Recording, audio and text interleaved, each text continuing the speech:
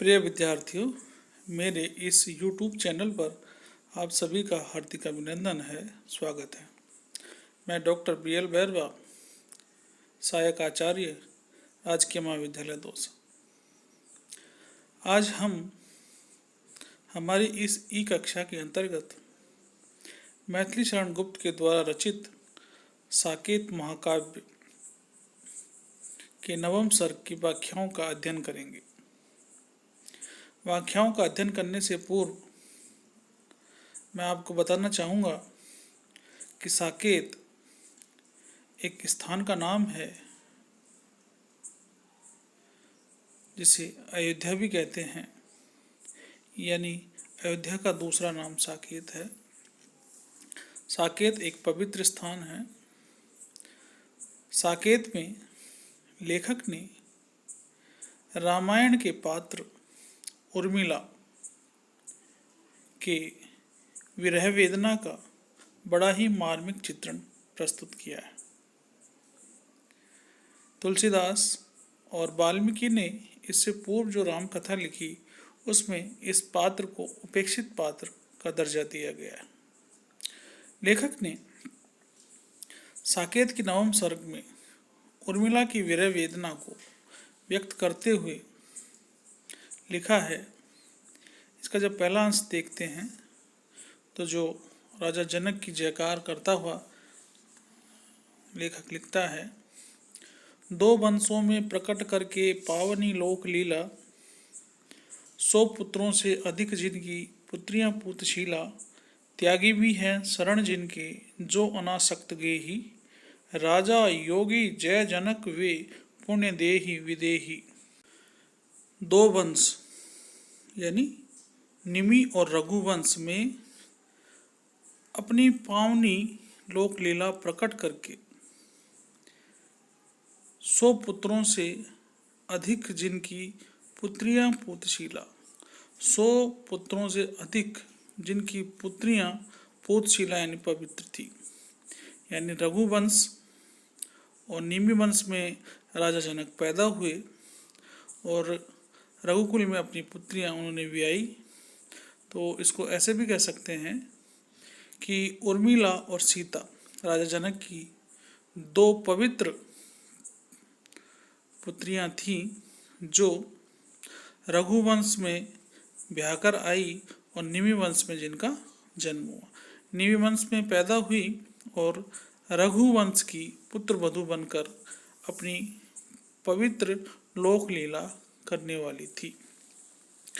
त्यागी भी हैं शरण जिनके जो अनासक्त गेही, गेही यानी गृहस्थी, अनासक्त गृहस्थी होकर भी जो अनासक्त हैं, त्यागी महापुरुष भी जिनकी शरण में हमेशा आते हैं रहते हैं, ऐसे राजा रूपी योगी जनक महाराज की जय हो। वे पुण्य देही, वे पुण्य आत्मा को धारण करने वाले हैं, उनकी जय हो। लेखक ने इस पद में सीता और उर्मिला की महिमा का बखान किया है। इस छंद में गीतिका छंद का प्रयोग किया है तथा विरोधाभास अलंकार वर्णित है। इस छंद के अंतर्गत राजा जनक की जयकार करते हुए महाकाव्य के प्रथम विशेषता जो होती है मंगलाचरण, उसका प्रस्तुतिकरण लेखक ने इसमें किया है। विफल जीवन व्यर्थ बहा वहा, सरस दो पदवी न हुए हाहा हाहा, कठिन है कविते तब भूमि ही, पर यहाँ श्रम भी सुख सा रहा। कितना सराहनीय महत्वपूर्ण पद है। लेखक ने इस पद में उर्मिला की वीर व्यथा के सहारे अपने जीवन की वीर व्यथा का भी सुंदर रेखांकन इस पद में किया है। वो लिखते हैं कि अब तक मेरा जीवन विफल रहा है, श्री राम के वियोग में राम के सेवा के बिना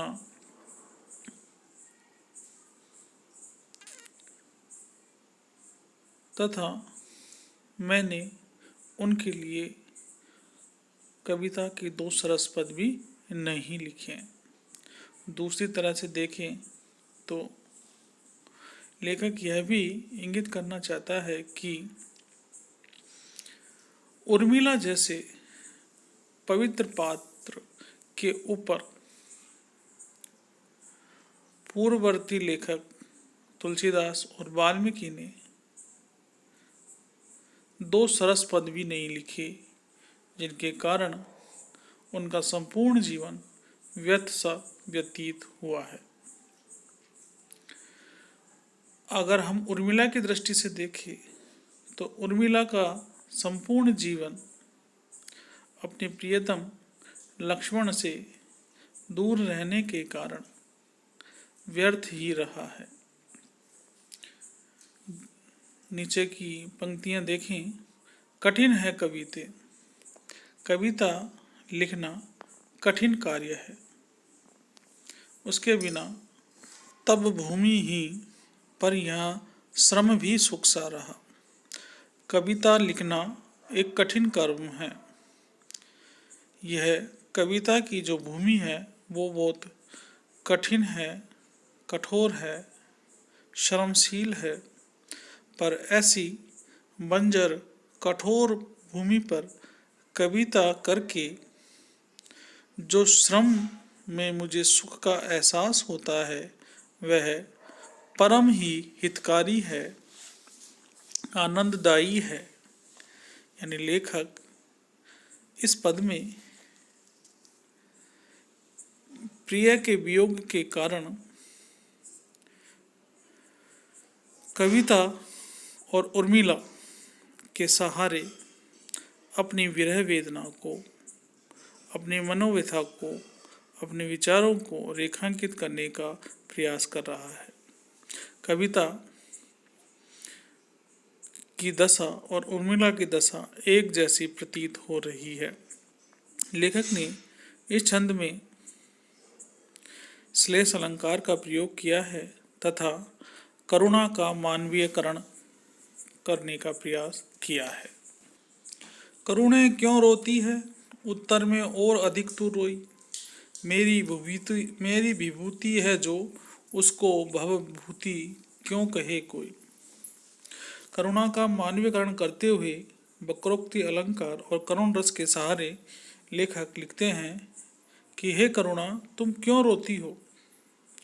भवभूति नामक जो संस्कृत के महान आचार्य हुए हैं उनके द्वारा रचित उत्तर रामायण में भी आप बहुत अधिक रोई हो, अतः आपको व्यर्थ में ही इतना अधिक विलाप नहीं करना चाहिए।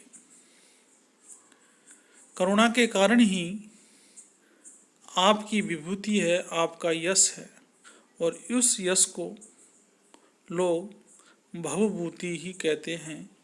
ये असहनीय विडंबना है। लेखक ने इस पद में करुणा का मानवीयकरण किया है तथा वक्रोक्ति अलंकार इसमें दिखाई देता है। भवभूति संस्कृत के प्रसिद्ध महान आचार्य थे जिन्होंने उत्तर रामायण नामक रचना रची, जिसमें उन्होंने करुण रस का बड़ा ही मर्म स्पर्शी वर्णन किया है। लेखक उर्मिला के चरित्र के माध्यम से करुणा का मनोहारी चित्रण यहाँ प्रस्तुत कर रहे हैं। ये नवम सर्ग का छंद है। इसके लेखक मैथिलीशरण गुप्त हैं। आगे देखिए। अवध को अपना कर त्याग से वन तपोवन सा प्रभु ने किया।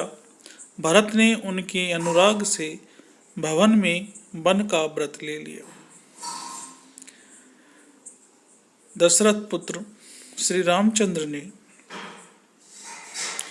अपने त्याग के कारण, अपनी त्यागमयी भावना से सारे अवधवासियों को अपना बना लिया था।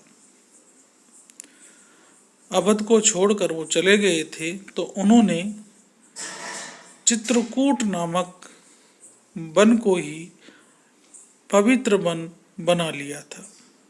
भरत ने उनके अनुराग से, यानी श्री राम के प्रेम के कारण भरत ने भवन में ही वन का व्रत ले लिया था। वन की तरह, वनवासी की तरह जीवन जीने लग गए थे। एक तरफ तो श्री राम वन के अंदर तपोवन स्थापित करते हैं, वहीं भवन के अंदर वन को धारण करने का काम भरत कर रहे हैं। इसलिए यहाँ विरोधाभास अलंकार है तथा लेखक ने चित्रकूट को तपोवन की संज्ञा दी है। भरत के चरित्र को राम के चरित्र से उच्च स्थान यहाँ दिया गया है। इस छंद में प्रसाद और माधुर्य गुण दिखाई देता है। आर्य छंद का प्रयोग करते हुए लेखक ने बड़ा ही सुंदर चित्रण निम्न पदों में किया है। इन पदों में दो भाइयों के अंदर रहने वाले प्रेम को कूट कूट कर चित्रित करने का सराहनीय और सार्थक प्रयास किया है। प्रिय विद्यार्थियों, आज के इन पदों में हमने मैथिली शरण गुप्त के द्वारा रचित साकेत नामक महाकाव्य के नवम सर्ग की व्याख्याओं के बारे में अध्ययन किया।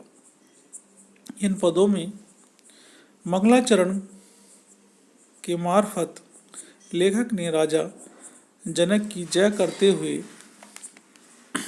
उर्मिला की वीर व्यथा का वर्णन किया है। शुरुआती पदों में लेखक ने कविता और उर्मिला दोनों की मनोदशा को एक जैसा दिखाने का प्रयास किया। दूसरे पदों में भरत के चरित्र को श्रेष्ठ बताने का प्रयास किया। धन्यवाद।